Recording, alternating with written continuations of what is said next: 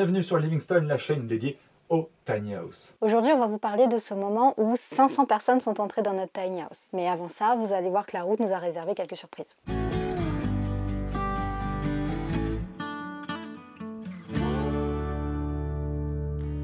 On vient d'arriver à notre nouveau spot. C'est très sympa.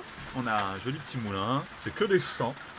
C'est super parce qu'on vient de se faire 100 km quasiment tout le temps sous la pluie, ce qui était très stressant au début avant. Et en fait maintenant c'est notre 7e voyage et ça nous stresse plus trop. Ça s'est passé comme une lettre à la poste, là 2 heures de route, c'était vraiment bien. Et on arrive dans notre petit coin. Franchement, on se disait sur la route, allez, si on te disait on doit être en Norvège dans un mois, eh ben, ça ne vous faisait pas peur et ça nous faisait vraiment kiffer. Donc on sent que ça y est, c'est bon, on est définitivement parti. Donc on est parti de la réserve de la Brenne ici pour aller à Cergy à peu près là. Et en chemin, on s'est arrêté à Chambord, donc ça fait à peu près ça pour cette fois. Sur notre route, on a croisé une succession de vieux moulins. L'occasion pour nous d'en visiter et de découvrir malheureusement que ces merveilles d'ingénierie historique sont de plus en plus à l'abandon. Il en existe un peu partout en France, n'hésitez pas à les visiter, ça contribue vraiment à les maintenir en activité et parfois à les faire survivre. Ah, Chambord. Pour nous qui aimons tant les châteaux, c'est une étape incontournable. L'ambiance, les histoires, tout ça nous permet de nous immerger directement dans cette époque.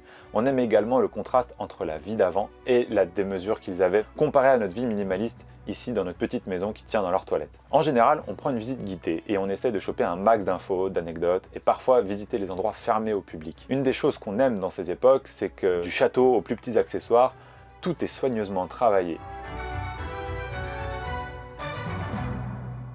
Bon, il est temps de prendre la route vers Cergy et le Nomade Festival. On appréhendait pas mal de rouler en banlieue parisienne, le trafic, les voies dans tous les sens, les petites rues. Ouais, et en fait, le souci est venu dans genre le dernier virage. Le truc qu'on n'avait pas repéré, le GPS nous a trouvé ça un peu vite fait. Et il se trouve que ce virage-là, déjà, on était en montée. C'était sur la droite. Il était à 195 degrés, tu vois, le truc improbable. Il était en pente, il était en dévers, donc il y avait tout ce qu'il fallait. Il y avait des branches assez basses. Donc on s'est regardé, ça a duré 2 secondes et on a donné le coup de volant et on y est allé. Yuna, t'as passé la tête à travers la fenêtre, elle a vu le pneu complètement se déformer sur le trottoir et je l'entends me dire « Ah, c'est vilain ça, ah c'est vilain !» Et moi dans ma tête je me dis « Ah, mais je me fous, je suis lancé !» Et j'entendais les branches en haut qui raclaient.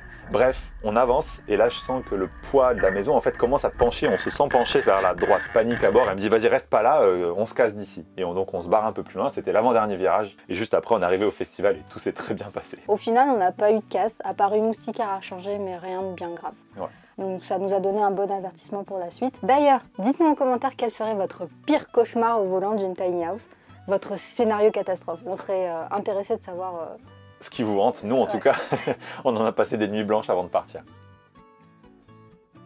Une fois sur place, on découvre les stands autour de nous, des programmes super intéressants. Il y avait des illustrateurs, des cinéastes, des artisans, nos amis les coflogs dont on vous parlera bientôt. Au final, la Tiny a eu un tel succès qu'on n'a pas eu 1 minute pour profiter du festival. Ouvrir Livingstone à 500 personnes, c'est laisser 500 inconnus pénétrer dans ton intimité, dans ton cocon. Et ça, je suis pas sûre que beaucoup de personnes accepteraient. C'était un gros challenge pour moi, en tout cas.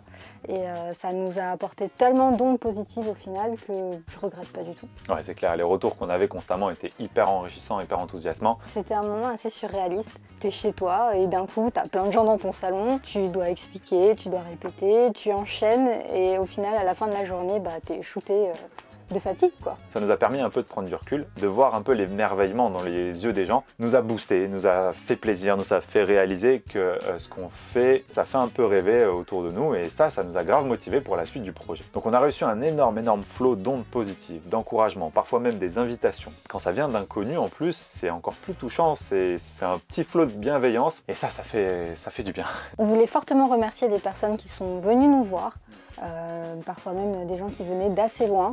Et ça nous a fait énormément plaisir de vous rencontrer et surtout un gros merci au festival et à leur soutien et à leur accueil, c'était au top. Si vous n'avez pas pu venir au festival et visiter notre tiny house, n'hésitez pas à vous rattraper, vous avez cette vidéo qui vous montrera un petit peu tout ce qu'il y a à savoir sur notre maison. Dans le prochain épisode, le voyage change totalement de rythme.